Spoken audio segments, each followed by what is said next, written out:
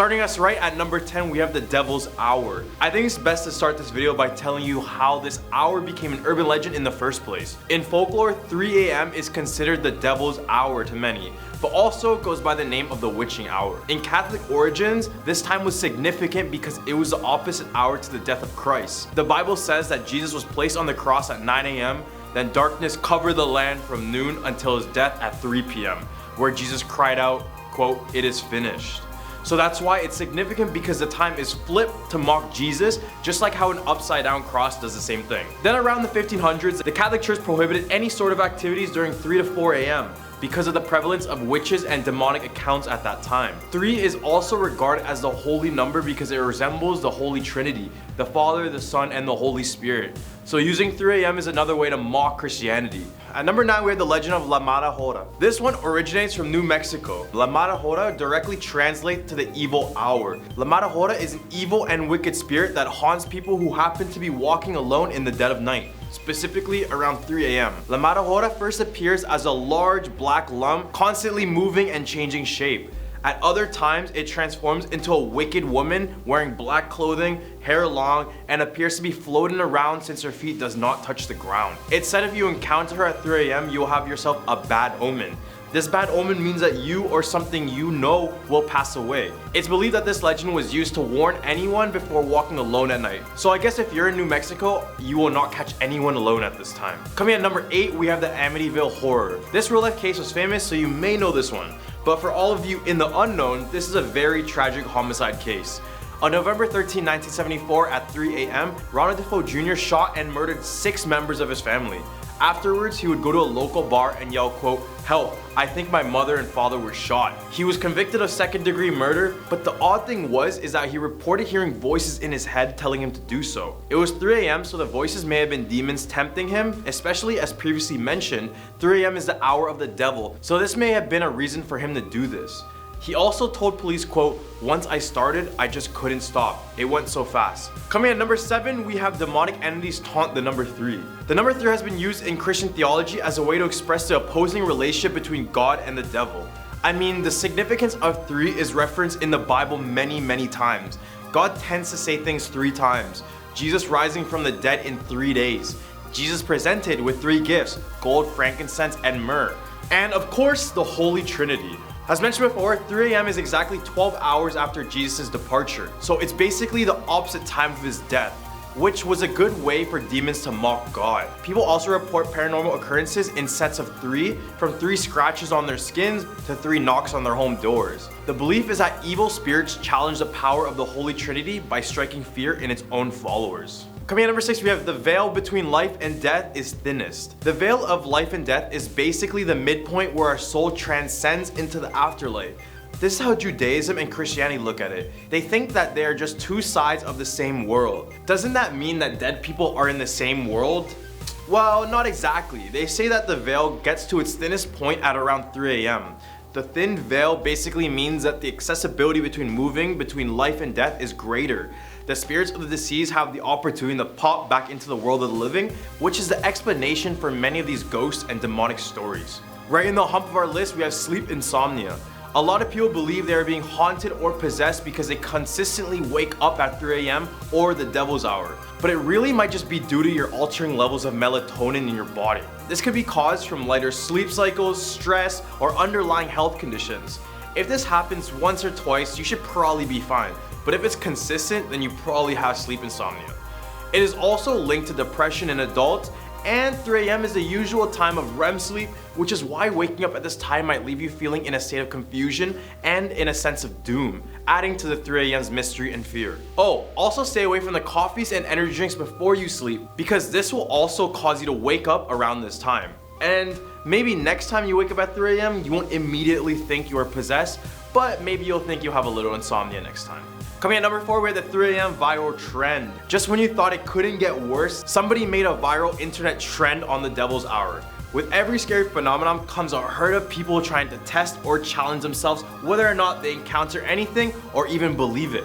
For this challenge, people began recording videos around 3 a.m. to capture the supernatural. This challenge lost many of its legitimacy because many would play pranks to scare others and others would fake it all in general. But some did capture some creepy, unexplained videos though. All the way at number 3, we have practice of witchcraft. As previously mentioned, the Catholic Church prohibited activities during 3 to 4 a.m. This is the time when witches were actually believed to be real and malevolent creatures. Witches caused widespread panic and suspicion all over, with many accusing others of being witches when they haven't done anything wrong.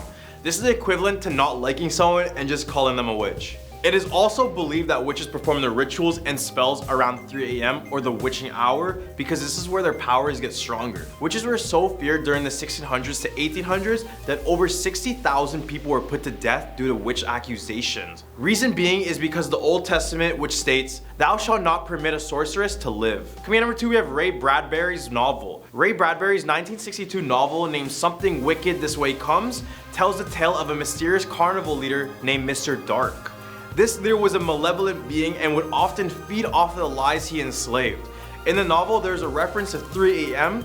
Doctors say that the body is at a low tide, the soul is out, the blood moves slow, and you're the closest to death. Basically, this means that sleep is a patch of death, but being awake at 3 a.m. wide-eyed staring is living death. The novel also states that more people die in hospitals at 3 a.m. than any other time, which made people only worry more about this number. Coming at number 1 spot, we have the 8-hour sleep myth. Historian Robert Urkich had a very different explanation for the devil's hour that had a bit more solid scientific evidence to prove his legitimacy. He studied human sleep patterns for over 16 years and found that an 8-hour sleep is only but a modern trend since our distant and early ancestors would sleep at 2 different times in the day. Basically, humans in the past would sleep 2 hours after dusk, then awake for 1 or 2 hours before falling back to sleep again. No, we didn't wake up because of supernatural causes, but instead people would get up and be active during the 2 hours, doing things such as praying, writing, making food, socializing, and even intercourse, in which doctors claimed it was the best time to conceive,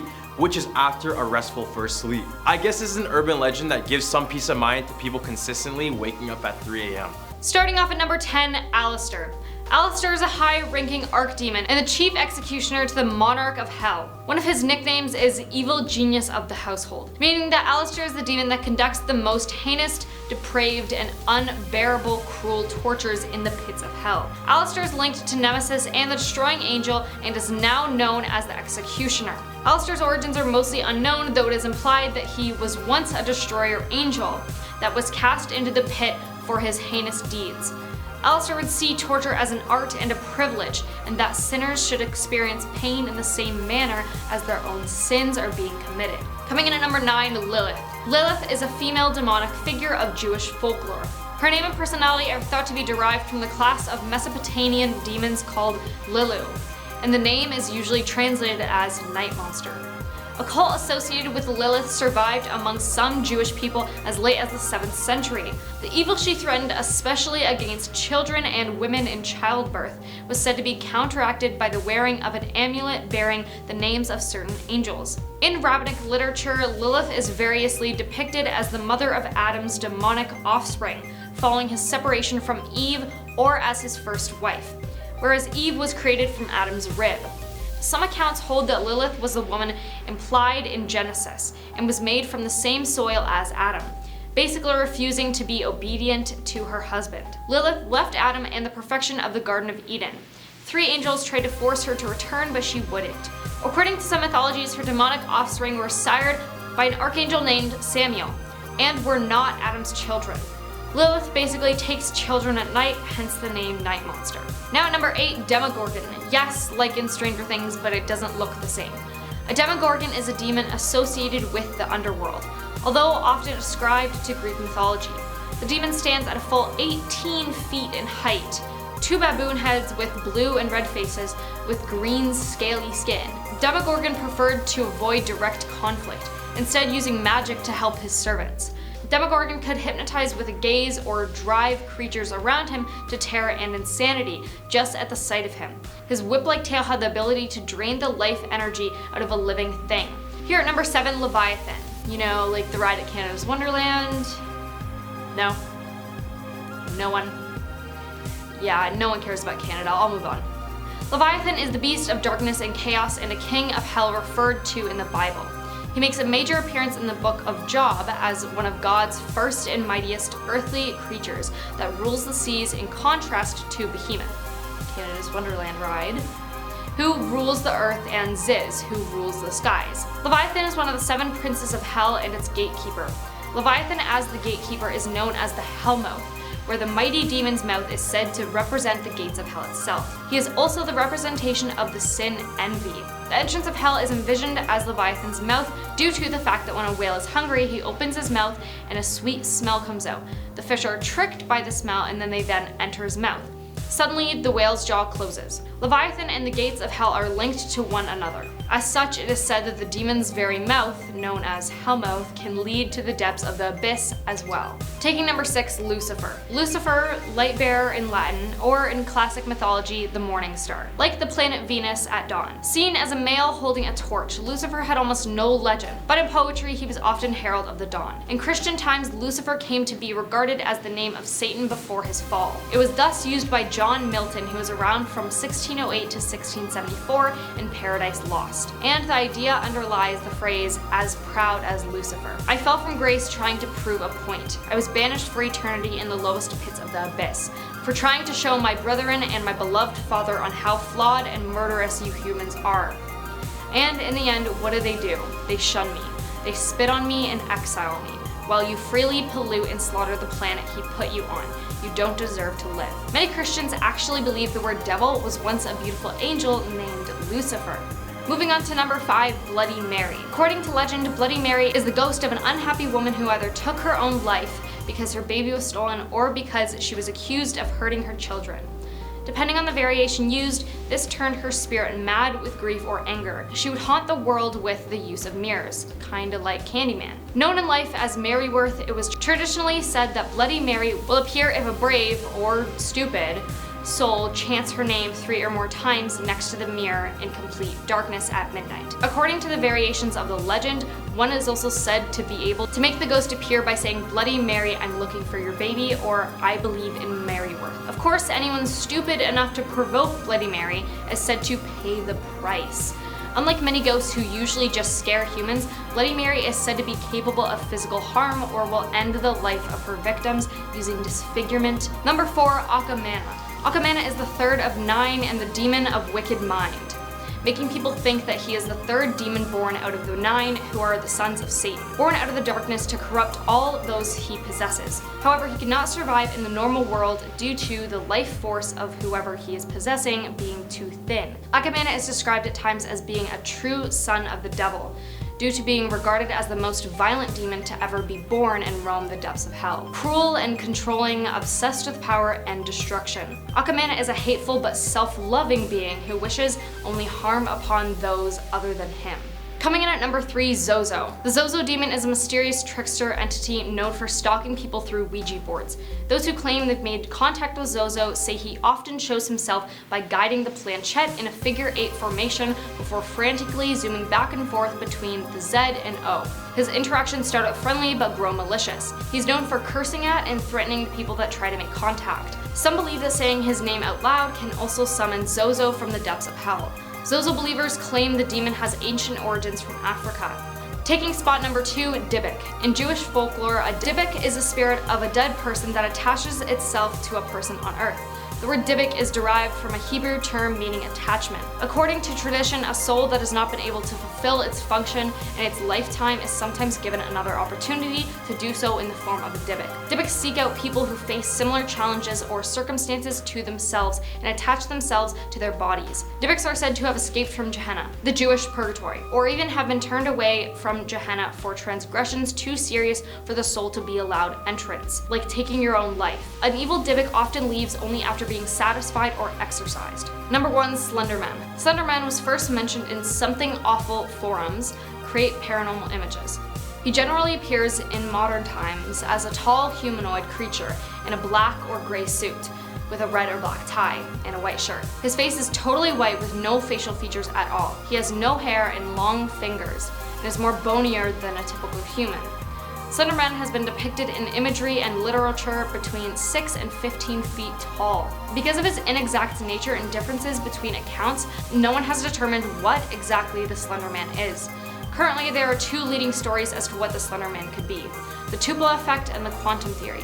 He behaves in what might be seen as a passive-aggressive manner, often stalking targets for years at a time before even attacking. It's understood that he tends to torture his targets mentally over long periods of time, using fear and paranoia driving them to insanity. No one has ever explained the reasoning behind his tactics or the way he chooses his victims, but he is rarely, if ever, portrayed in a good way. Coming in at number 10, we have the No-Face Charlie. If you grew up in the 1950s or in the 60s in western Pennsylvania, chances are you've heard of the legend of the Green Man or No-Face Charlie. The legend says that No-Face Charlie would stalk the remote streets at night and sometimes would chase others away from him. No disrespect, but if I saw him at night, I would definitely be running the other way. No-Face Charlie was actually based on a real man named Raymond Robinson. His story is pretty tragic, so listen up. In 1919, Robinson was only 8 years old when he was reaching for a bird's nest at the top of an electrical pole when he was suddenly struck by 11,000 volts of electricity. He was severely injured. His nose, his lips, ears, and eyes were all gone or misshapen. And on top of that, one of his hands were completely blown off. This is what gave him this image that appears haunting for others. Raymond was in fact a really kind and friendly individual, but others feared him and would give him this negative stigma regardless of how he really is on the inside. He has now since passed away, and I hope he is finally accepted. Number 9, werewolves. You might think of werewolf stories as something only told for fun around the campfire, but that hasn't always been the case. People truly believed in the existence of these creatures. In fact, in the 16th and 17th centuries in Europe, werewolf trials accompanied witch trials. It's even more surprising to note that the amount of people who confessed to being werewolves. Some were likely tortured into confession, but others believed that they were real werewolves. The idea that a human could transform into an animal was quite popular, and people thought that they could make a deal with the devil in order to gain that power. In the 1500s, a French tailor was convicted in luring in, torturing, and slaying his victims before cooking and having them for dinner. He was also accused of turning into a werewolf to terrorize the town at night. Although there was no exact victim count, he was believed to have taken dozens of lives. The tailor made no attempt to defend himself. Instead, he cursed until his last breath when he was burned at the stake. The court was apparently so shocked by his evil acts that the court burned the documents too. You missed me, because at our number 8 spot we have Candyman. This is a cautionary tale for kids not to dig right into their Halloween candy. He is the sole reason why we have to take extra precaution before eating anything. The legend differs depending on who you ask. In one legend, it's said that if you say his name 5 times, he will appear behind you and take your life with his hook. In another legend, he poisons and puts other hazardous items inside of children's candies. The truth of this urban legend is revealed in many different stories, so the narrative changes. They say that many years ago, Candyman was a black slave named Daniel Robitaille. He was a talented painter and decided to paint a picture for the plantation owner's daughter, in whom he fell madly in love with. When the owner found out, he brought all of his racist friends to hunt him down. They would eventually get to him and cut off his hand, which explains his hook for a hand. In another iteration, Candyman was a man named Ronald Clark O'Brien. This man was convicted of killing his 8-year-old son with potassium cyanide laced pixie sticks, all because he wanted some insurance money. What a joke.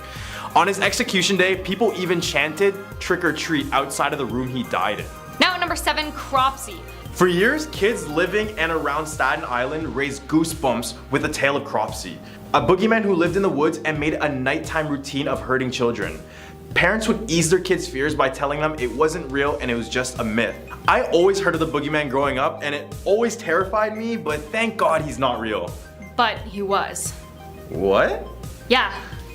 In 1987, Andre Rand was put on trial and convicted for child abduction. It turned out he may have been connected to a bunch of children's disappearances in the 1970s. Andre had once worked at Willowbrook, which was a mental institution. He denies he had any involvement in other cases, but it's clear his activities had a heavy influence on the stories that followed. At our 6th spot, we have Snake in a Toilet Bowl. A fear of snakes is among the oldest of all humankind's basic fears, so this urban legend is almost based on our own instincts. Have you ever seen those videos or those movies that show a person doing their business on the toilet when all of a sudden they get attacked from below? The reason why this situation is terrifying for some is because of how vulnerable we feel in the bathroom. Like, the very last thing I would expect when I'm doing my duty is for any sort of confrontation, and even more so with a snake. Back in the past, toilets were typically outdoor, which caused them to be riddled by ants, spiders, centipedes, and all other stinging creatures. If you have a bathroom inside, don't count yourself lucky, because in Australia, 2 different several-foot-long pythons were found in home toilets, and in one case, a man's reproductive organs were even bitten. Right in the hump of our list, we have a corpse in the water tank. In popular TV show How to Get Away with Murder and horror movie Dark Water, they both showed a specific scenario where someone would move into a new apartment and their tap water is discolored and tastes funny. In the end, they will discover the reason being is a deceased body. Except this situation really happened. In 2013, after residents of an LA hotel started to complain about their tap water, they soon discovered the body of 21-year-old Elisa Lam. Her passing remains an unsolved mystery to this day, but strange surveillance footage showed her acting odd inside of an elevator. She would be looking out as if someone was just following her and just tracking her down. After an investigation and a documentary, it was discovered that she did it intentionally, which makes this case even more sad. Now at number 4, Bunny Man. Bunny Man is a guy from Virginia who dresses up as a rabbit and slaughters people with an axe. There's even an entire bridge named after him. Some say Bunny Man is an escaped convict who goes around Virginia mutilating rabbits and hanging them on Bunny Man Bridge. And the bodies of rabbits are said to show up around Halloween. This story likely came from the very real presence of a roaming madman in the area. In October 1970, a couple reported seeing a man dressed in a white suit and wearing bunny ears who began yelling at them that they were on private property. To make his point crystal clear, he threw a hatchet at their window, shattering it. There was a second sighting of Bunny Man 2 weeks later, when a security guard spotted a hatchet-wielding man chipping away at a porch railing.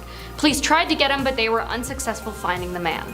All the way at our number 3 spot, we have a person under our bed. As I was a kid, I always was so scared of looking underneath my bed. I just always felt that something was just there. I could almost feel it. Did you sleep with the nightlight on? What? Did you sleep with a nightlight on? What? No, I'm a man. What? Okay. Did you know many kids feel this way? Because movies and shows always depict ghosts and monsters coming from under our bed. It just seemed like something was always hiding itself down there. And it finally came true on July 10th, 2003. A man checked into Capri Motel just east of downtown Kansas City and began complaining about a foul odor in his room. Management said they couldn't do anything, so he spent 3 days in the room until he had enough. He finally decided to check out due to the horrid smell, and upon discovering, staff of the hotel discovered a man's body underneath the mattress in an advanced stage of decomposition. Now at number 2, candy razor blades. So you all remember when you were kids and went trick-or-treating and your parents had to check your candy for razor blades, but we all just thought that they wanted to take some of it. Well, the story of razor blades being in Halloween candy is true. In Ohio, one Halloween night, a child was sorting through their Halloween candy when they cut their finger from a blade in the candy bag.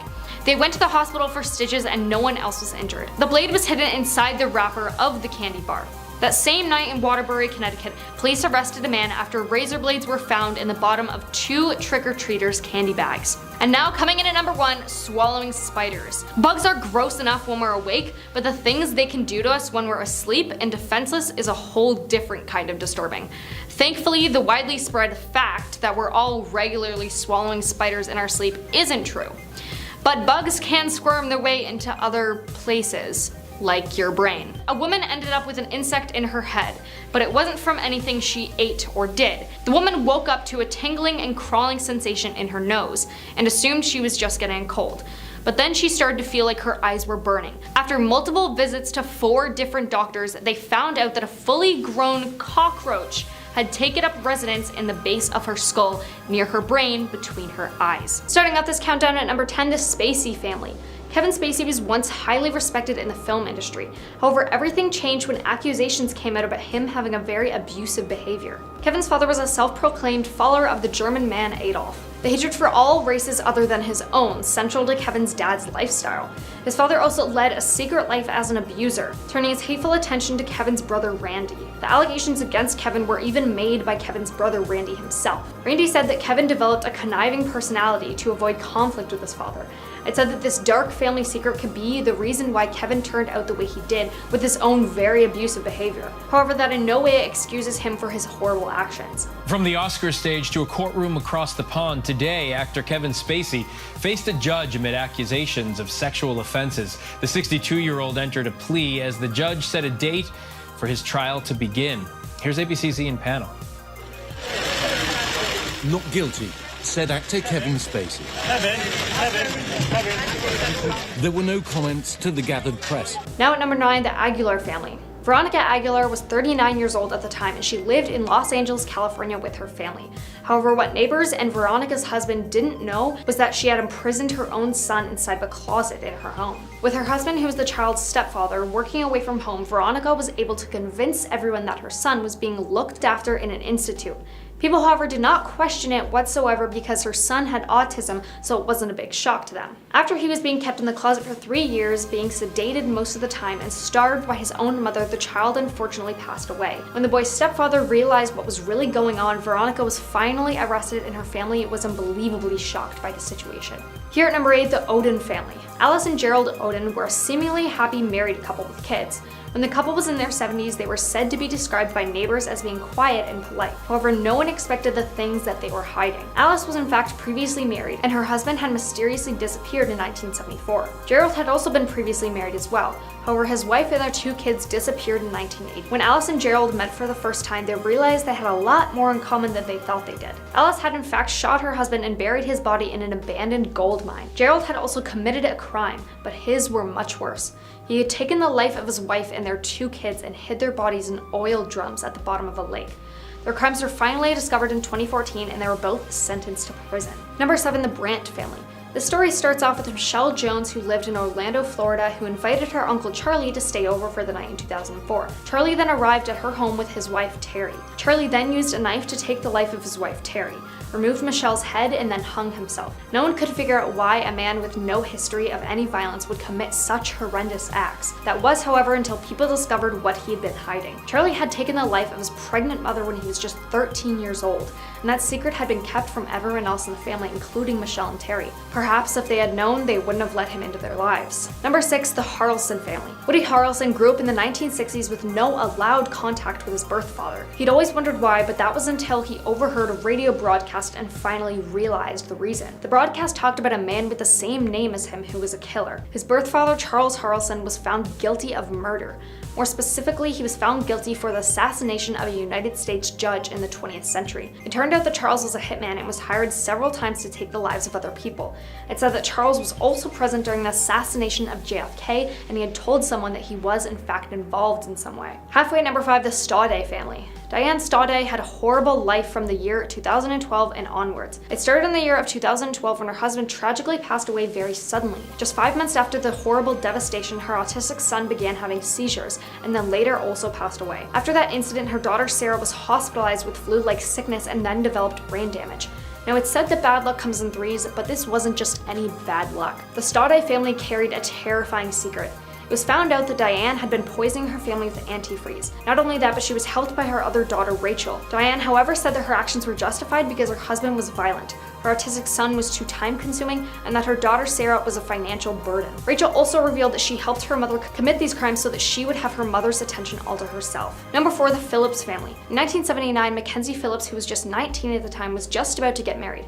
However, the night before her wedding, Mackenzie's father had shown up with the intention of stopping the wedding and making sure it never took place. Mackenzie and her father, in fact, did often use very heavy illegal paraphernalia, and while they had discussed Mackenzie's upcoming marriage, they decided to take heroin. Mackenzie claims that her father committed intimate crimes with her and that it took place for many years. Her father, John Phillips, was at the time a very famous musician, so Mackenzie's horrible experiences only came to light after her father passed away and she felt comfortable enough. Now at number 3, the Howell family. After an unsuccessful marriage in the 1980s, a dentist named Colin Howell remarried.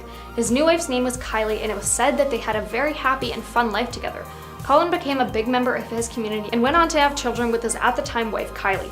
However, the two had both kept a dark secret. Colin confessed to her that he had taken the life of his previous wife. At the time, he was in an affair, and so he and his mistress decided to take the lives of both their partners and try and make it look like an accident. While Colin said he wanted to turn himself over to the police because he felt guilty, Kylie reassured him that she would keep his secret safe and said that he can't go to prison because he needed to be there for their kids. 10 years later, the guilt began to overwhelm Colin, and he finally confessed about what he did to the police. He then received 21 years in prison for the act he committed. Here at number 2, the Tetzlaff family. Victoria Tetzlaff grew up full-heartedly believing that her father was a hero. She believed that he dedicated himself to protect their country from enemies. However, Lieutenant Colonel Hernan Tetzlaff had a very deep, disturbing secret that he tried so hard to keep from his daughter. Hernan Tetzlaff was responsible for the kidnapping of hundreds of babies who were taken from their loving families during the Argentinian dictatorship of 1976. The children were said to be stolen from those who disagreed with the dictatorship and even given to other families. The parents of those children were often tortured and executed, and Hernan Tetzlaff was responsible for all of it. But adding to this horrible story was the fact that his daughter Victoria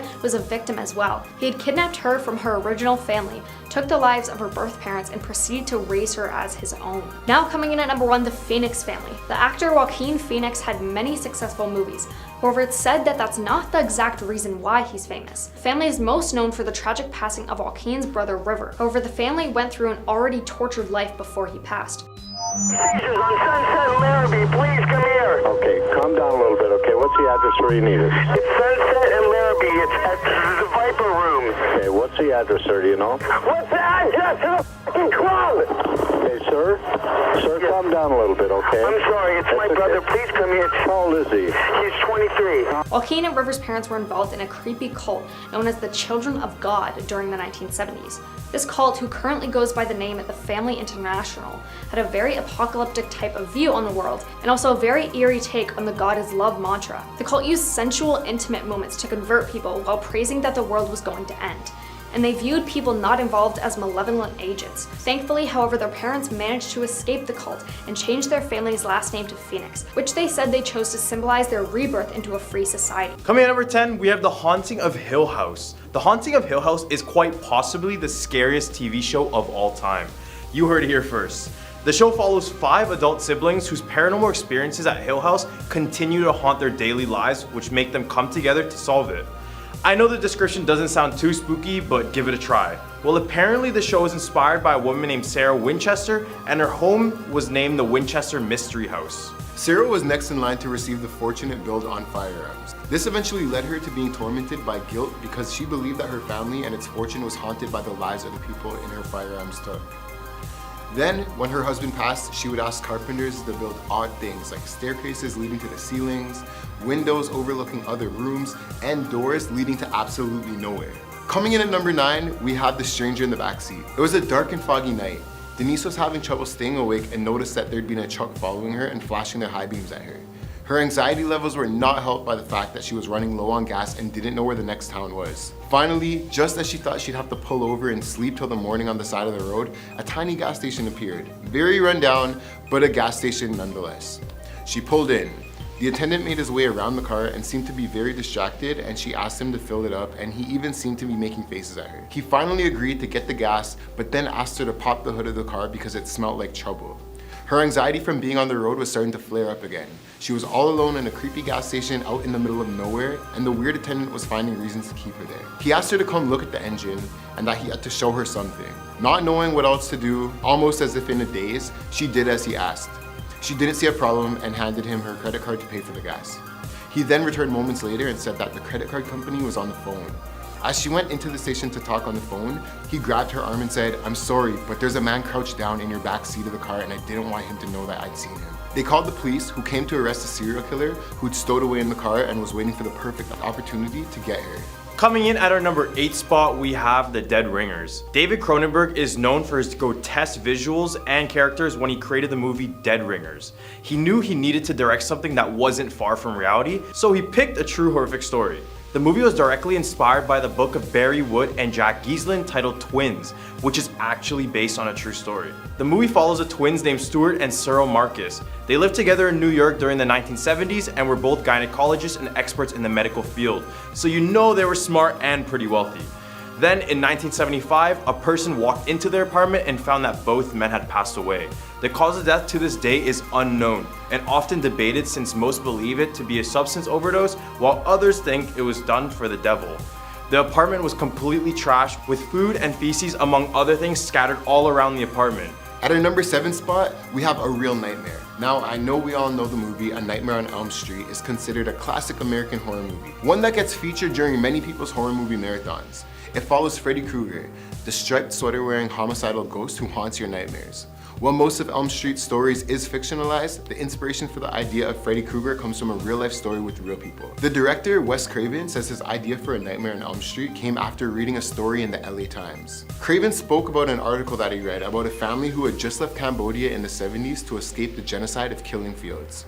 They became refugees who ventured to the US looking for a better life, but found tragedy instead. Now things were fine, and then suddenly the young son was having very disturbing nightmares. He told his parents that he was afraid that if he slept, the thing chasing him would get him. So he tried to stay awake for days at a time.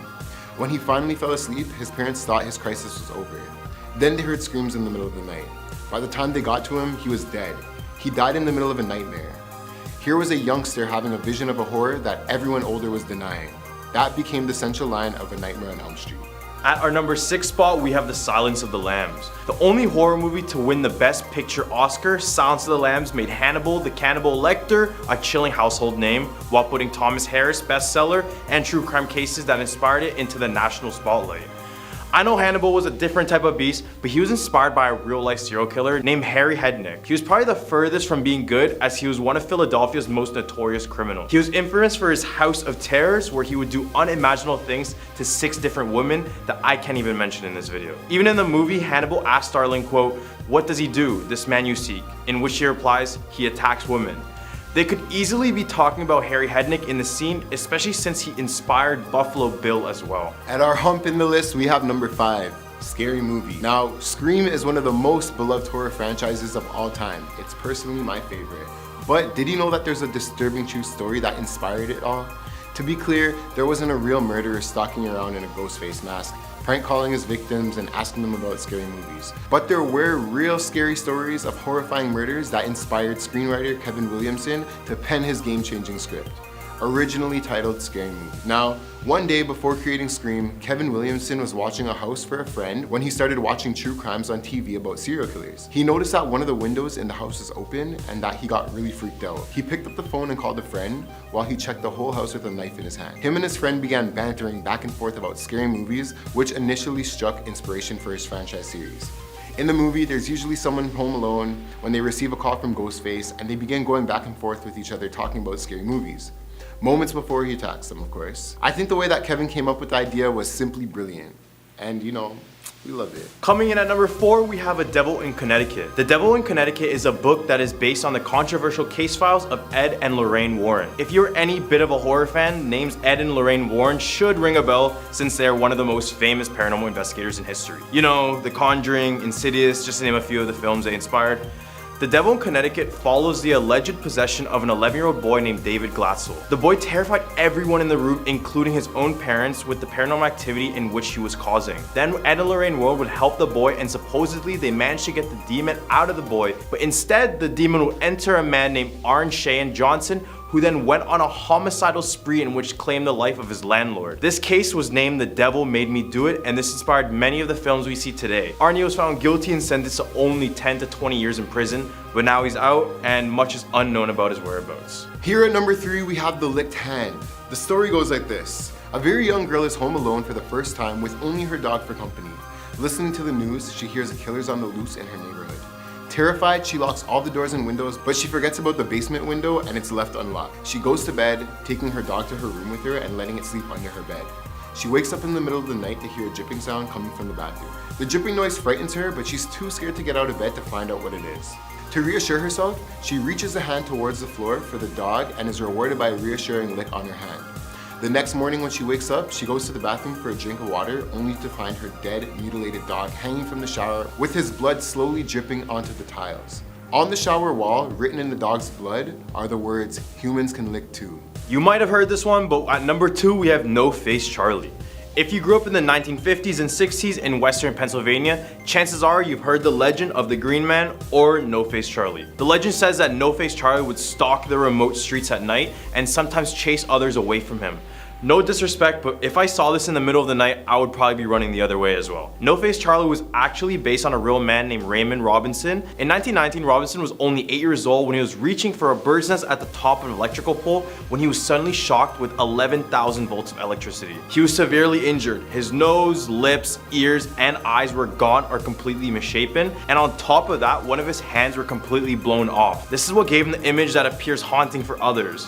But in fact, Raymond was a real kind and friendly individual, but others feared him and would give him this negative stigma regardless of how he really is on the inside. He has now since passed, and I hope he's finally accepted. At a number 1 spot, we have Candyman. This is a cautionary tale for kids not to dig right into their Halloween candy, and he is the sole reason why we have to take extra precaution on that day. The legend differs depending on who you ask. In one legend, it says that if you say his name 5 times, he will appear right behind you and take your life with his hook. In another legend, he poisons and puts other hazardous items inside of children's candy. But the truth is, this urban legend is revealed in many different stories, so the narrative changes. They say that many years ago, Candyman was a black slave named Daniel.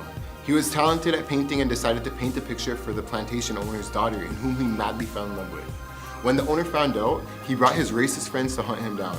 They would eventually get him and cut off his hand and replace it with a hook, which explains the hook for hand. In other iterations, Candyman was named Ronald Clark O'Brien.